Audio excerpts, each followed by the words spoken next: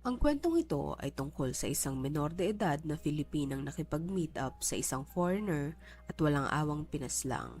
Sino ang batang babaeng ito at bakit siya pinatay ng foreigner? Welcome to Tagalog Story Files. Kung ikaw ay mahilig sa kwentong krimen, katatakutan, trivias at general knowledge ay huwag kalimutang mag-follow at mag-subscribe. Noong taong 1998, isang batang babae ang pinanganak sa bayan ng Bago, Sinandangan, Zamboanga del Norte at siya ay si Alona Daniela Alvarez. Bunso at nag-iisang anak na babae si Alona sa apat na magkakapatid. Lumaki silang magkakapatid sa pangangalaga ng kanilang lola na si Lola Herminia dahil sila ay ulila na sa ina at ang kanilang ama ay iniwan silang magkakapatid. Ayon kay Lola Herminia, si Alona ay isang mabait at responsableng bata. Lagi niya daw itong naaasahan sa kanilang bahay. Mataas daw ang pangarap ng batang si Alona para sa kanyang pamilya. Madalas daw nitong sabihin na gusto niyang tulungan ang kanyang pamilya pag siya ay nakapagtapos. Nag-aral si Alona at nakapagtapos sa eskwelahan ng Ciary John Romer National High School. Ayon sa mga naging guro ni Alona, siya ay isang matalino at mapagbigay na estudyante sa kanyang mga kaklase. Siya din umano ay isang palabirong bata. Matapos makagraduate ni Alona ng high school, ay naipagpatuloy niya ang kanyang pag-aaral sa kolehiyo. Ayon sa kanyang pinsan, nais daw ni Alona na kumuha ng kursong marine engineering. Gusto rin daw nitong makapunta at makapagtrabaho sa ibang bansa upang makatulong sa kanyang pamilya. Nabanggit din ng kanyang pinsan na balak daw ni Alona na makipagrelasyon sa dayuhan para umano mas mapadali ang pagpunta niya sa ibang bansa at makatulong sa kanyang pamilya. Dumating ang panahon at naging curious na si Alona sa mga bagay-bagay kaya't bumili ito ng cellphone. Matapos bumili ng cellphone ay nagpatulong umano itong gumawa ng social media account sa kanyang pinsan. Noong araw din na gumawa sila ng account ay may nakilala umano itong dayuhan na lalaki. Nakilala niya ang lalaking dayuhan sa chat. Ito umano ay 42 years old at nagngangalang Ali na mula sa bansang Australia. Bukod sa kanyang pinsan, alam din umano ng kanyang guro ang panliligaw ng foreigner kay Alona. Noong January 15, ayon sa kanyang guro, ikinuwento daw sa kanya ni Alona ang tungkol sa panliligaw sa kanya ng foreigner. Nabanggit din umano ng dalaga na pinapadalan siya nito ng pera. Nabanggit din ng kanyang guro na nagpadala daw ng 2,000 pesos kay Alona ang foreigner. Ginamit daw ni Alona ang pera para ilibre ang kanyang mga kaklase at mga guro ng ice cream. Noong nakilala daw ni Ali si Alona, ay nais daw makipagkita agad nito sa dalaga. Ayon sa kanyang pinsan, ilang araw pa lamang daw nagkakakilala sa chat sina Ali at Alona, ay nais na daw nitong pumunta sa Pilipinas para ma-meet si Alona. Suportado naman daw ng kanyang pinsan ang pakikipag-meet niya kay Ali. Napagkasunduan pa nga daw nilang dalawa na sila ang magkasamang susundo kay Ali sa Dipolog City Airport. Noong January 26, 2015, 2 araw bago dumating si Ali sa Pilipinas, ay naghanda umano si Alona.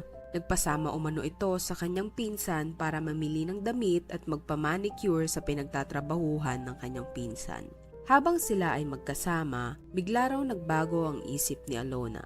Nais na daw nitong sunduin si Ali nang siya lang mag-isa. Ayaw na raw niyang isama ang kanyang pinsan at kahit anong kumbinsi daw ng kanyang pinsan na isama siya ay ayaw nang pumayag nito. Kaya't noong January 28, 2015 ay mag-isang umalis si Alona. Inihatid daw siya ng kanyang pinsan sa terminal ng van papuntang Dipolog City Airport. Habang paalis daw ang van ay pinatigil pa raw ni Alona ang van habang umaandar para raw kumaway at magpaalam sa kanyang pinsan. Hindi niya raw inaakala na yun na ang huling beses na masisilayan niyang buhay si Alona.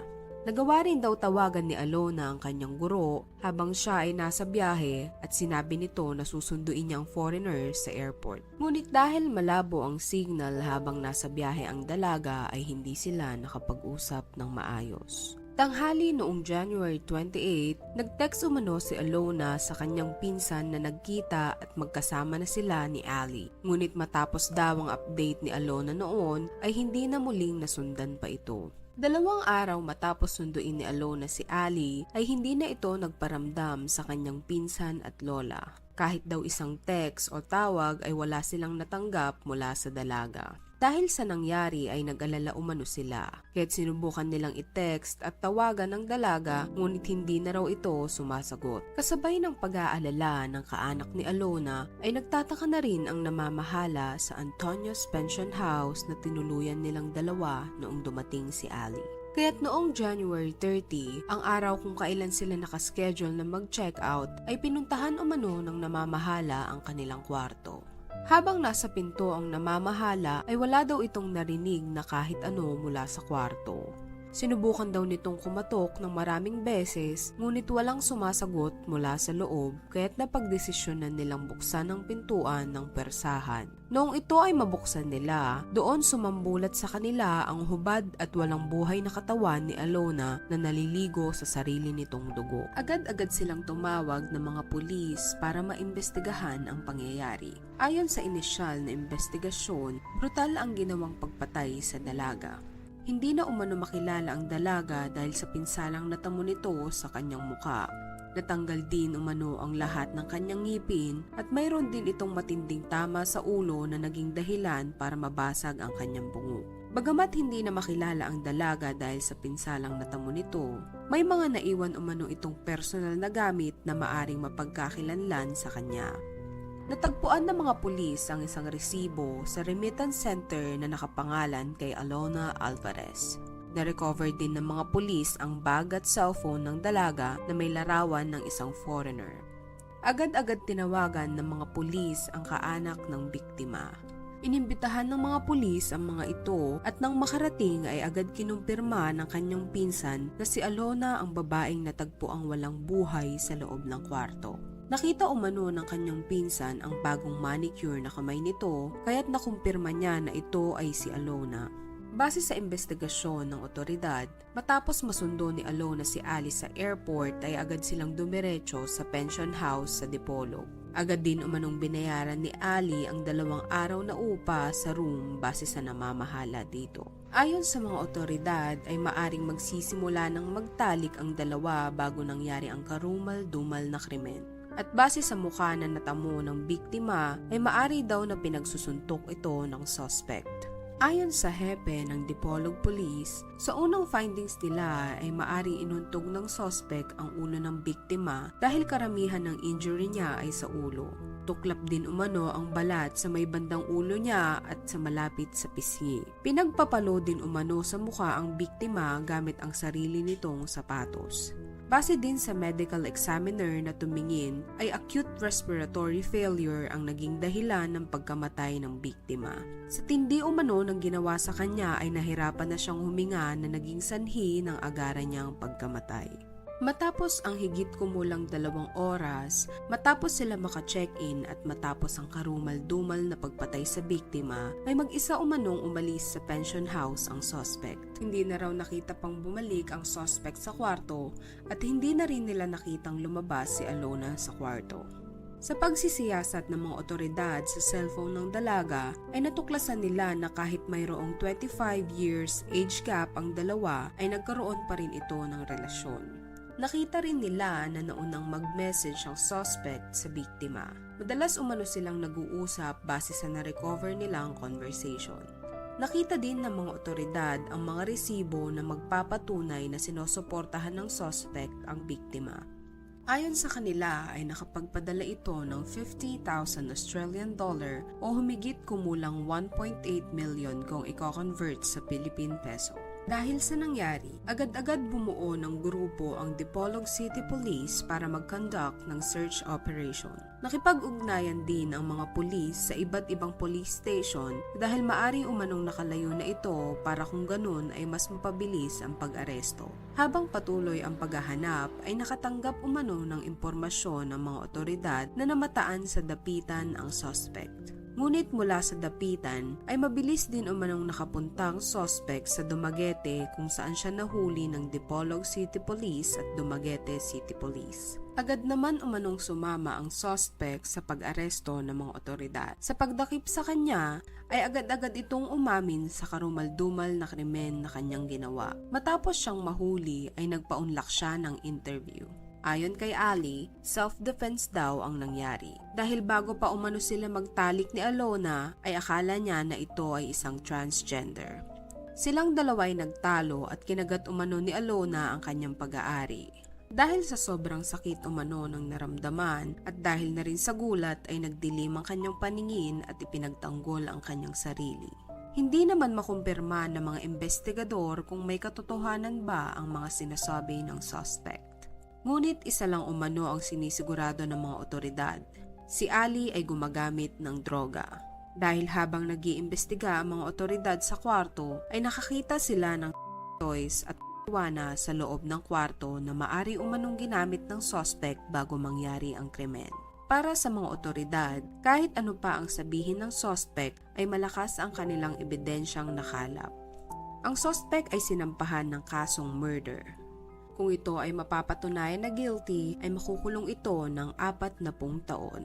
Bukod sa murder ay sinampahan din ng suspect ng kasong illegal possession of drugs. Nakarating sa isang local news outlet na The Sydney Morning Herald krimen na ginawa ng isang Australianong mamamayan sa Pilipinas. Base sa article na kanilang inilabas noong February 2015, siniwalat nila na si Ali ay mapanlinlang na tao. Magaling umano itong magtago ng sikreto. Kung ang pakilala niya kay Alona ay siya ay isang mapagbigay at mabait na tao, pinabulaanan ito ng mga nasa Victoria Police Station dahil sa kanyang mga record dito. Ayon sa Sydney Morning Herald, si Ali ay mayroong mahigit 100 police records. Hindi umano nagulat ang mga otoridad doon dahil ayon sa kanila ay nananalaytay sa dugo ni Ali ang pagiging mainiti ng ulo at bayolente. Isa sa mga malala niyang ginawa ay nambubugin niya ang kapwa niya preso na si Michael Talley. Nakuhanan umano sa CCTV ang ginawa niyang pagbugbog dito. Dahil sa pambubugbog ni Ali kay Michael ay hindi na ito nakapagsalita pang muli at nakalakad dahil nagkaroon ito ng permanenteng brain damage at makalipas lang ang 3 taon ito'y pumanaw na. Bilang parusa kay Ali sa kanyang ginawa ay nadagdagan ng 15 years ang kanyang sintensya sa kulungan.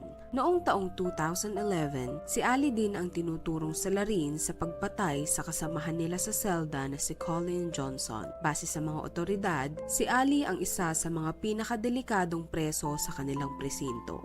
Noong taong 2014, nakumpleto na ni Ali ang 15 years sa kulungan kaya't siya ay pinalaya na. Pinayagan siyang makalabas dahil ayon sa legal system ng Australia ay si Ali ay rehabilitated na. Ngunit matapos itong makalaya ay bumalik ito sa paggamit ng droga. Kaya't ang walang kamalay-malay na si Alona ay nabiktima ng inaakala niyang mabait at mapagbigay na tao. Yun pala, ito ay isang bayolente at walang awang kriminal. Ang dapat sanang 40 taon na pagkakakulong sa suspect ay hindi natuloy dahil nagsumite ang kaanak ng biktima ng affidavit of desistance sa korte. Marami ang magugulat sa ginawang ito ng pamilya ni Alona. Marami ang magsasabi na baka sila ay nabayaran. Ngunit nananatiling pribado ang naging dahilan ng pagsumite nila ng affidavit of desistance sa korte. Dahil sa pag-issue ng pamilya ni Alona ng affidavit of desistance, ay naabsuelto si Ali sa kanyang krimen na ginawa. Noong taong 2018, nakalaya na si Ali at ito ay nagtungo sa Manila. Ngunit kahit na ito ay naabsuelto sa krimen na ginawa niya kay Alona, siya ay muling nakulong noong May 29, 2018 dahil sa kasong illegal possession of drugs. Ayon sa Quezon City Police District, nahuli ang suspect na may bitbit na 2 sachet ng at naaktuhan nila itong gumagamit. Ayon sa QCPD, ang Quezon City Jail ay ginawa lamang para sa 800 na preso. Ngunit noong taong 2022, ang QC Jail ay mayroong 3,800 na preso, kaya't sobrang siksikan na umano sa loob nito. Ultimo basketball court sa loob ng kulungan ay ginawa na rin nilang tulugan.